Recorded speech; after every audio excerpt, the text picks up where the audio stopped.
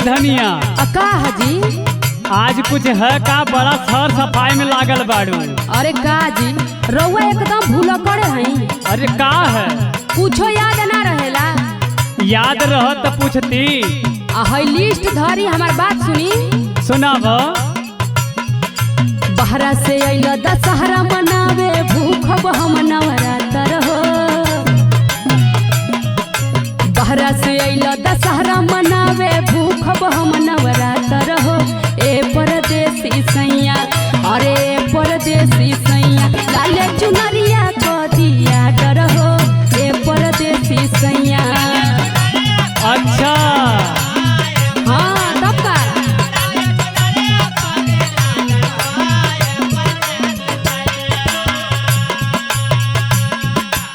यह लिस्ट देलू है? हाँ। इतना सामान तब का जी? इतना का करबू? का करब? सुना। सुनाई सुनाई। का करबू इतना बुकिंग करा के धरबू का हो दुकनिया हो ये हो धनिया। का करबू इतना बुकिंग करा के रखबू का हो दुकनिया हो ये हो धनिया। तमाई के कम में होला पूजनिया हो ये हो धनिया।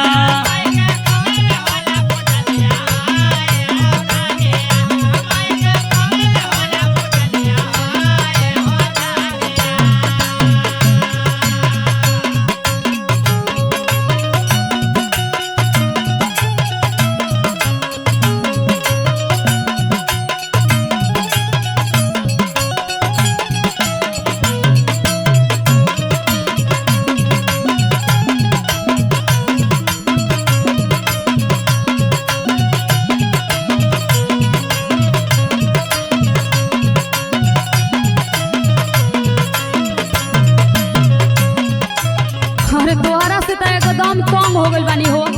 एकदम भूलक्कड़ मिल गइल बड़ा। तहरा तो तनिको कोनो चीज के चिंते ना रहेला। अरे चिंता तो रहाला लेकिन इतना का करबू तू हमें ही बतावा। अरे सुना सुना।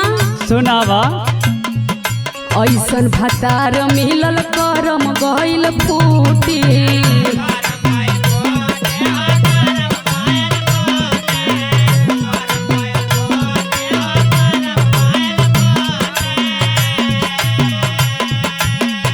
भक्ति पूजा पाठ में करे कंजूसी।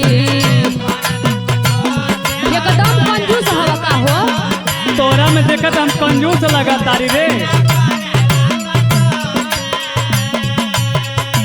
सुना तारा ना? हाँ हाँ सुना तारी, बोल बोल। ऐसन भतार मिलल करम गइल फूटी।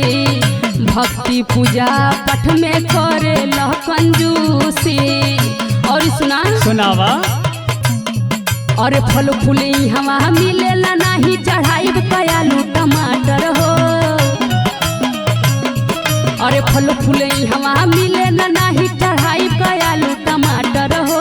ए परदेसी सैया, अरे ए परदेसी सैया, लाले चुनरिया को दिया डर हो। ए परदेसी सैया।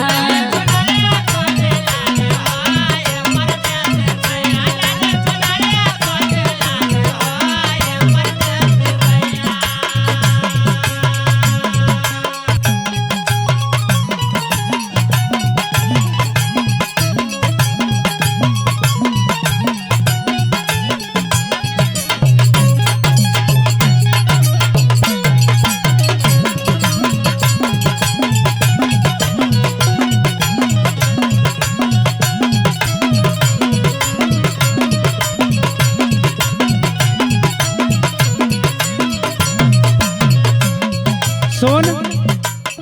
बोला बोला। का ढोंग करेली रे? ढोंग करता नहीं है। सुन। का सुनावा। करबू का ले आके धनी ढाका भर सामान हो। अरे ये कुल का कहता रहो। पूजा पाठ में ये कुल बोला जाला।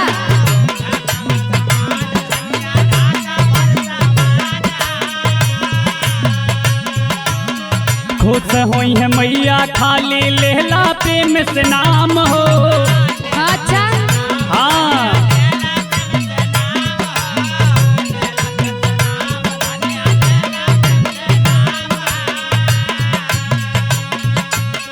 करबू काले आके धनी ढाका भर सामान हो खुश हुई है मैया खाली लेला प्रेम से नाम हो।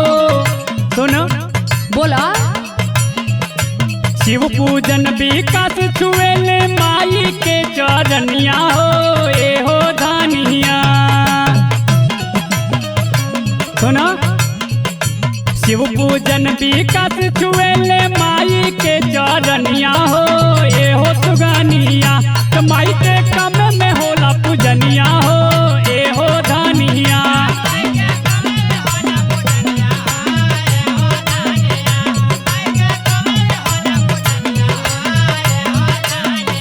लाले चुनरिया क दिया डर हो ए परदेसी सैया। माई के कम में होला पूजनिया हो ए हो धनिया।